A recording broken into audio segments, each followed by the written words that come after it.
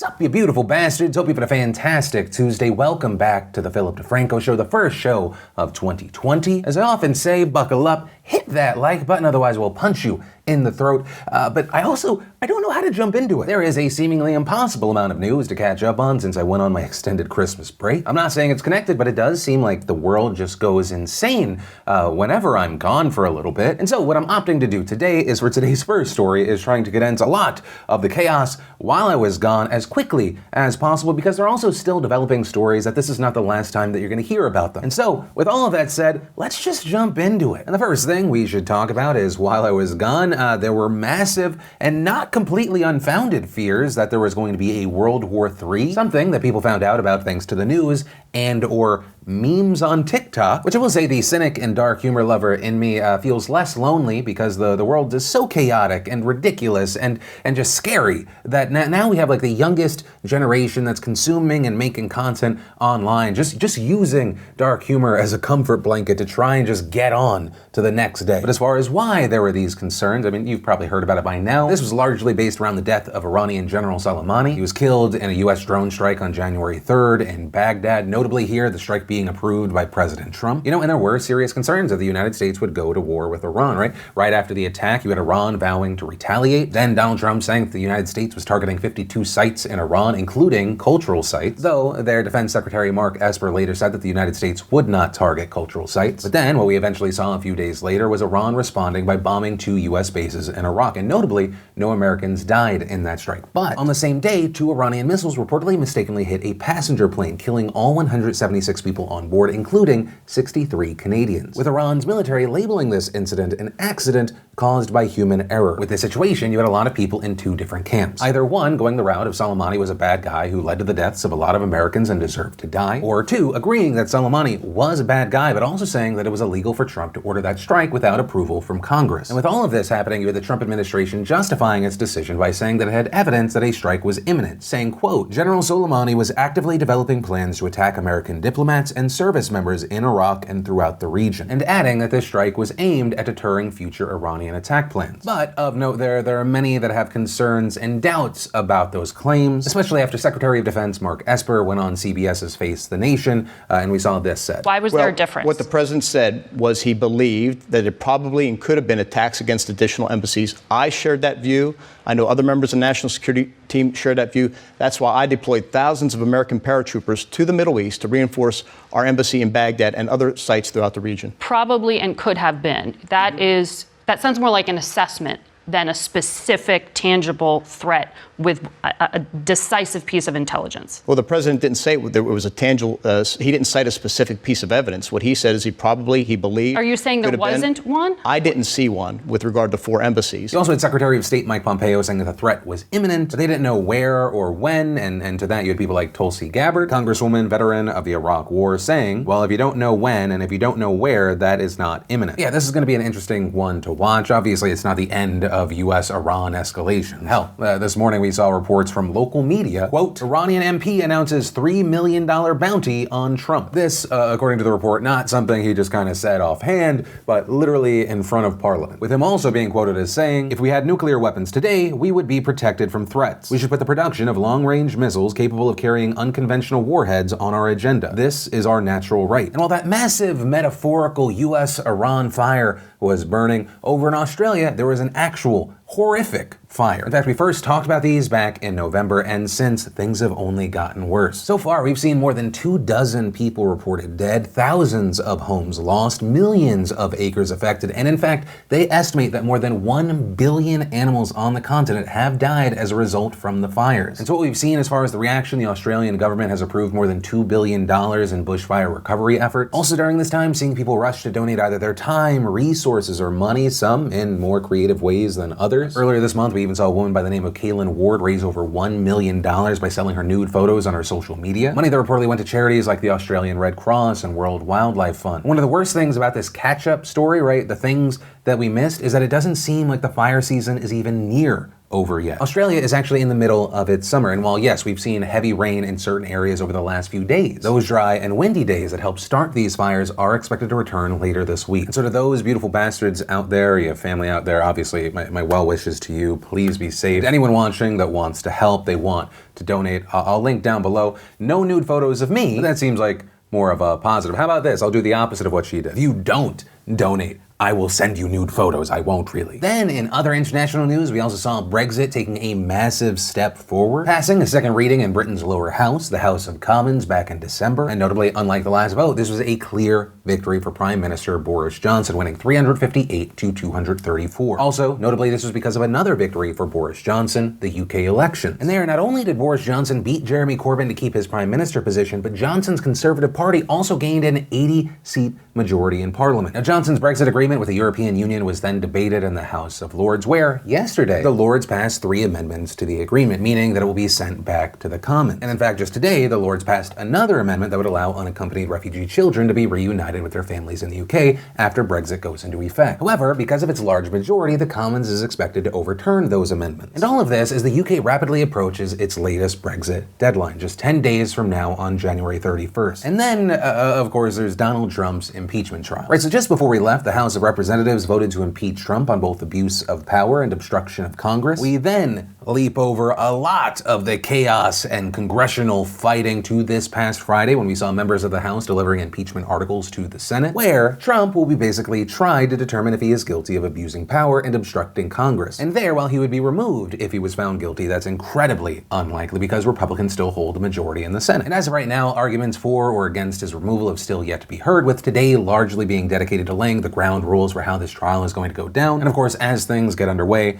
they move along. We'll be keeping an eye on it, reporting it, because regardless of your opinion on Trump and the impeachment itself, this is a historic moment. Even though we 99.9% know what will happen, how it happens, what happens in the process, I mean, it could have really long-standing effects in this country. But from that, I want to share some stuff I love today in Awesome, brought to you by Drop. And Drop, if you don't know, is the fantastic and free app that gives out millions in cash rewards for the spending that you do every day. You just link your debit or credit card to the app and start earning points when you shop at places like AMC, Best Buy, Expedia, Apple, even Uber and Lyft. And then you redeem points for free gift cards at places like Starbucks, Amazon, and many more. And it's not just a select few. Drop has you covered with over 300 brands so they can get rewarded as quickly as possible. I also personally use the app myself, largely because it works with brands that I already purchased from. For example, a bulk of my points are from SeatGeek purchases. And in fact, as far as points, beautiful bastards have earned over 19 million points on Drop. The main points, click that link, download the app, use code Phil, and then just connect your card and start earning today. And the first bit of awesome today is if you want more news after today's show, we've been testing something a little bit different over at youtube.com/roguerocket. Go check it out, go subscribe. Instead of just deep dives, we're testing a mixture of that as well as more daily content. And today's piece involves China, investing in Africa, Putin, a ton more. But yeah, if you're looking for more news, kind of try and treat it as a 1-2 punch. PDS, RR. Then, for fans of the Shane Dawson makeup series, he just released 36 minutes of other footage. It has bloopers, covers a security scare, and more. We're binging with Babish giving us marmalade sandwiches from Paddington. We got the trailer for Horse Girl. We have just a recommendation. If you have not watched the docu-series Cheer on Netflix, I highly recommend it. I went into it not giving a damn about cheerleading, and it's just really well done. Also, Jerry Harris from that series, you are who I want to be on the inside. Too much of a cynic, but you are an aspirational figure. Ted Ed gave us what was so special about Viking ships. The Action Lab gave us the invisible air umbrella. And if you want to see the full versions of everything I just shared, the secret link of the day, really anything at all, links as always are in the description down below. Then we should mention a new concern coming out of China. And I know there are a number, but specifically I'm talking about a medical concern that may turn international. According to reports, there is an outbreak of a new coronavirus strain. This outbreak is said to have started in early January, with now 6 dead and over 300 cases in general. As far as the symptoms, reportedly those include fever, coughing, and difficulty in breathing, and the viral infection can also cause pneumonia. And part of the reason for the additional concern is, one, as far as the specific location of the outbreak, it was in Wuhan. It's a big transportation hub in China, and then there's also the concern around the timing. The Lunar New Year, right? Chinese New Year is January 25th, right? There's expected to be a ton of Chinese travel, a surge in the number of people, and this week, human-to-human transmission has been confirmed. And with that, the international travel causes worries that it could spread. And in fact, this morning, we just saw the first case confirmed in the United States in Washington state. And so the concern around this is real. You have the World Health Organization saying on Monday that they will have an emergency meeting on Wednesday to talk about this. And as far as the Chinese government's reaction, well, wow, according to the BBC, the Chinese political body responsible for law and order said anyone who tried to cover up new confirmed cases would, quote, be nailed on the pillar of shame for eternity. This as the country tries to put the world at ease that it will be transparent in the handling of the outbreak. But ultimately, that's where we are with the situation now. There is heightened concern, but really we're just gonna have to wait to see what happens from here. Then, let's talk about in US political news. It was my belief entering the day that for the most part, the only thing we'd really be talking about was the US Senate impeachment trial. But the headlines this morning and social media in general was dominated not by the name of Donald J. Trump, but rather Hillary Rodham Clinton. And that's because in an interview with The Hollywood Reporter that Clinton did because she has an upcoming documentary about her coming out on Hulu called Hillary, she had a number of things to say about Bernie Sanders. Some of the highlights here in the interview, she is asked, in the doc, you're brutally honest on Sanders. Quote, he was in Congress for years. He had one senator support him. Nobody likes him. Nobody wants to work with him. He got nothing done. He was a career politician. It's all just baloney, and I feel so bad that people got sucked into it. That assessment still hold? To which she responds, yes, it does. She's then asked if he gets the nomination, will you endorse and campaign for him? To which she responds, I'm not going to go there yet. We're still in a very vigorous primary season. And then she does something that I've seen a number of people compare to her basket of deplorables comment from back in 2016. She says, I will say, however, that it's not only him, it's the culture around him. It's his leadership team. It's his prominent supporters. It's his online Bernie bros and their relentless attacks on lots of his competitors, particularly the women. And I really hope people are paying attention to that because it should be worrisome that he has permitted this culture. Not only permitted, he seems to really be very much supporting it. And as far as reactions to this online, I mean, there was a wide range. The hashtag still with her trending, as well as a number of people just furious that she's essentially inserted herself into this situation. And I mean, she's not the first Democrat to do so, but remember that time last year where people were like, you know, the Democrats going into the primaries, let's talk about issues and not kill each other. Let's not be divisive because whoever gets the nomination, we all got to stick together, we're going to go against Trump. And then you see the bait getting eaten today, and it's a little bit of a shit show. We also saw people and politicians like Ilhan Omar tweeting, I like Bernie Sanders, pass it on. We also saw the hashtag I like Bernie trending all over Twitter. As far as Bernie Sanders' response to all of this, according to White House correspondent Jeff Bennett, I just asked Senator Sanders for his reaction to Hillary Clinton saying no one likes him. He said, on a good day, my wife likes me, so let's clear the air on that one. And adding, he then pivoted to talking about impeachment. Yeah, ultimately we'll wait to see the 24-hour, 1-week news cycle. What does this do to and for Bernie? And I say for because, the kind of candidate that Bernie Sanders is, Hillary Clinton saying this is possibly more beneficial than any kind of endorsement she could give him. But hey, we wait and see, and of course, I'd love to know your thoughts on this one. And then let's talk about updates and news around one of the most requested stories at the end of last year, and that is around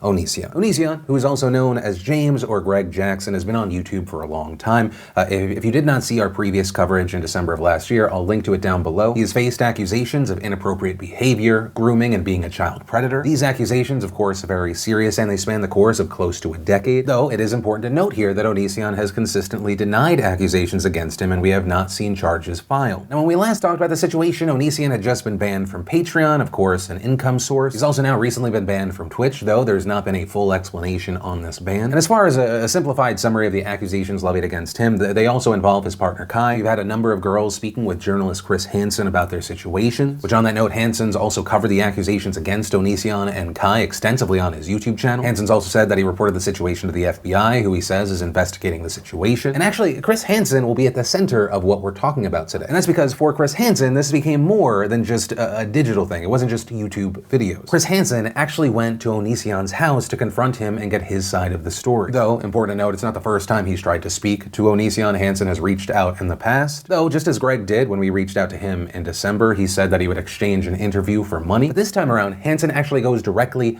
to Greg's home. He knocks on the door, accompanied by a camera crew and his attorney, Mike Morse, which then prompted Onision to call the police. Which on that note, on January 13th, Hansen actually uploaded the 911 call that Onision made, where he calls Hansen his online stalker. Hi, there's a person who's been stalking me online and they just showed up to my house. And do you know if they have any weapons? They have a bunch of camera people, like they're YouTube stalkers. Okay, and do we know his name at all?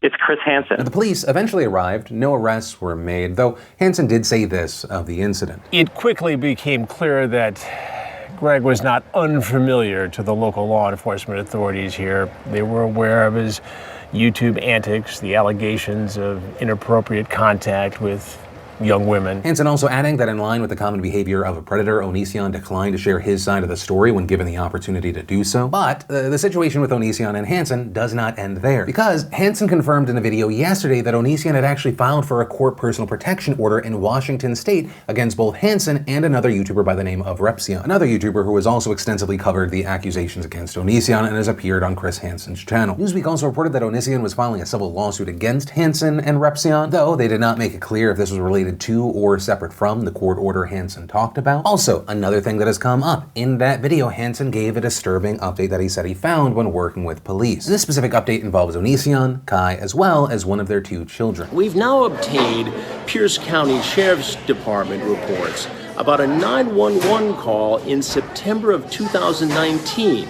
According to the transcripts, Onision and Kai's young daughter fell from a 2nd-story bedroom window, landing in the driveway. Hansen also adding that his report notes that Onision actually took a video of his young daughter in the driveway while she was injured and panned up to the window that she fell from. Right now, as far as the details of what happened, we want to be able to confirm ourselves. We've requested a record of the report, but what we've seen online so far, and I do want to note here, we have not been able to independently verify it yet. We're going through the process. We have several Twitter users posting what appear to be excerpts of a records request. Some of the information noted, though, does line up with what Hansen said of the report. Some screenshots coming from Good Citizen Records who say that they obtained a police report where it says the incident did appear to be just an accident, but it also appears to show that the police had previously done welfare checks at Onision's home. And as far as what happens next, obviously we have that request, but also Chris Hansen has said that in the coming week we'll learn more about the situation and that he'll share more related to this police report. Which I will say, if you are interested in this story, Chris Hansen's coverage on this has been extensive and thorough. But yeah, for now, that's where we are. And of course, along with any story, I would love to know your thoughts on this one. And that is where I'm going to end today's show. Thank you for watching my little daily weekday show. Also, if you're looking for more to watch and you haven't already caught it,